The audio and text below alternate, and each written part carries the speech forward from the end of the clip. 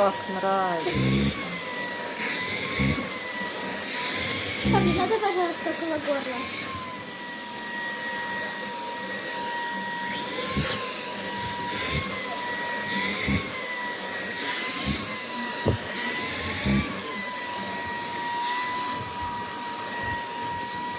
Марсель, все хорошо?